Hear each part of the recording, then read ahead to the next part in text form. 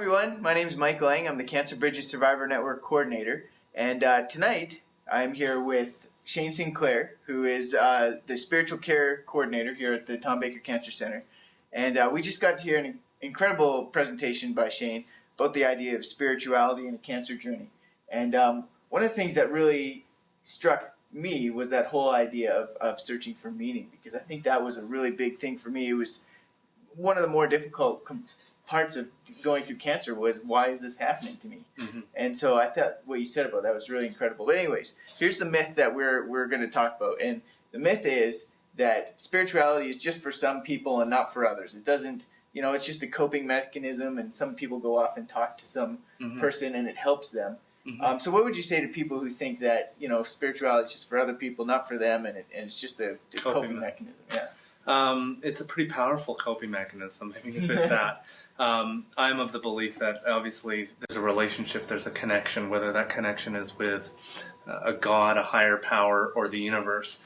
People who are spiritual actually, I think, have a very difficult time when we use the language of a coping mechanism, because it kind of dumbs it down. It makes it sound like so much more than that. It's so much more, and it's maybe it's akin to sort of saying, my marriage is a coping mechanism for me in cancer. While that might be the case, I don't know if my wife would particularly like that or ascribe to that kind of belief, and certainly I wouldn't either. It speaks of kind of an imaginatory, made-up myth, as we use the language that we're talking about today, that for many people, this is the most real thing that they're experiencing. And I think a lot of the language of coping comes from a particular viewpoint, a particular perspective, usually of people who don't necessarily ascribe to spirituality, don't quite understand what it is. And really, I see spirituality as focusing on beliefs, values, behaviors, and experiences related to ultimate meaning in life. And I know some of us may sort of say that seems really ambiguous and vague, but the reason that I use that language is because we live in a very diverse, multi-faith, diverse background, diverse population in terms of the cancer center that I work at. And so it's about sort of finding those commonalities, those broad constructs, as it were, that kind of binds us together as human beings, whether that's hope, meaning, peace, those aspects that really are hard for us to define. And in fact, but very essential at the same time. Hugely essential in terms of what we know from both evidence, in terms of scientific evidence, but also in terms of what the wisdom traditions or contemplative traditions have told us over time, is that we're not just taking an opioid for the masses here. We're not just kind of giving ourselves a shot in the arm of hope that kind of has a really horrible half-life. It just kind of dies off. This is the stuff that often sustains people, not only through a cancer journey, but through difficult situations in their life. And when you talk to those people, they speak of kind of a reciprocal kind of relationship, that there is something that they connect to. It's not just kind of wishful thinking or a coping strategy. There's something. It's a very real thing to them. Very real thing. And like I said, as human beings, we differ, and sometimes we argue in terms of what is kind of what that hope looks like, or what ultimate belief is. It's this particular way or spiritual expression.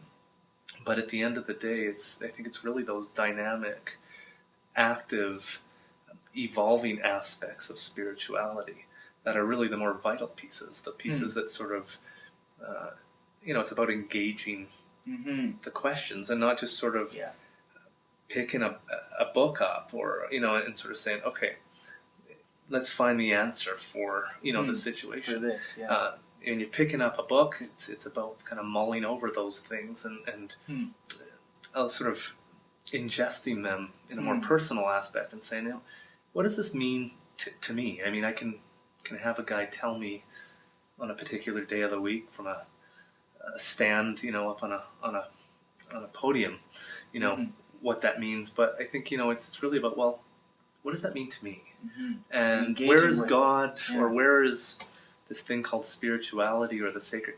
Where does that fit for me in a cancer journey? Because if I just kind of believe what the person next to me believes, or on the other side of the coin, if I dismiss the whole thing because of some belief system that someone else has or something that I was taught, I might be missing out on one of the best and most beneficial experiences. And the most sustaining part of that experience. I think that's a great way to put it, that the spirituality, that those deep core beliefs, that build that hope and that peace and that meaning into your life. That's really sort of what sustains you. It is. It's not the absolutely. It's not the it's not the drugs, and it's not the all that type of stuff that sort of is going into your body to fight the cancer. It's those deeper beliefs that sustain you and sort of tell you how to live despite what's happening to you. And we know that. I mean, like I said, there's plenty of evidence to show that spirituality has a very positive effect on cancer survivors' quality of life. It mitigates against depression, anxiety, fear of recurrence, all kinds of things that we know are huge and prevalent issues for cancer survivors.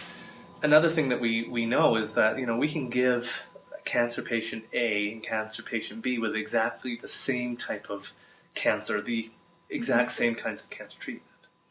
But if you look at survivors over 5 or 12 years, we know that it's often intangible factors, things that I would sort of put under that broad rubric of spirituality, hope, resiliency, courage, strength, belief, faith. And again, I'm using these terms very universally and in a very generic sense, but those are often things that, and they're not the only things. I mean, there's plenty of other factors, exercise, eating right.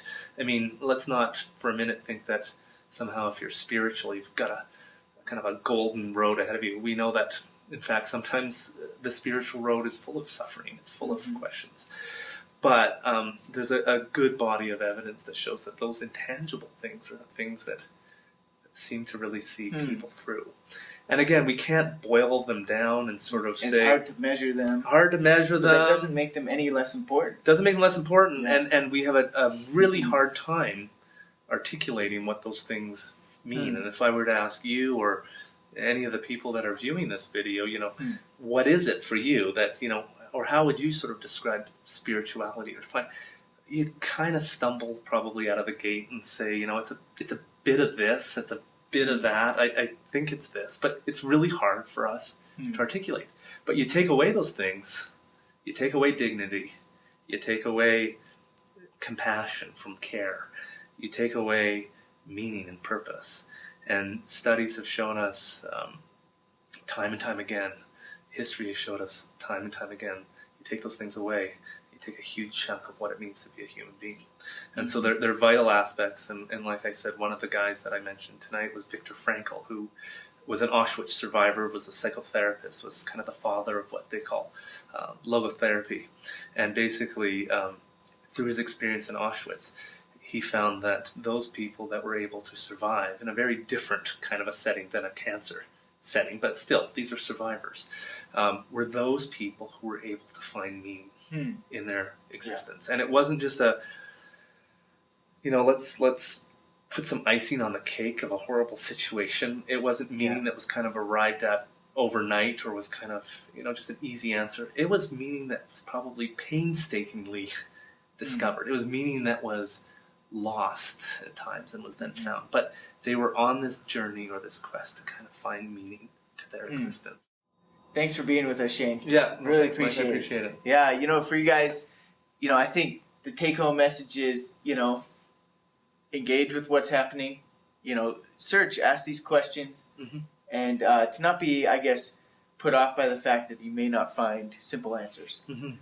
Because, like Shane was saying, and I think in his talk, which is also on the website, if you want to take a look at it, you can see some of the research that's come out that it has a really significant impact on people's quality of life in their survivorship phase of a journey. They people who have a deeper sense of connection to this idea of spirituality and these bigger questions do better in the long run. So, great. Really appreciate it. It's a great presentation. You guys should watch it. All right. We'll see you later. Bye.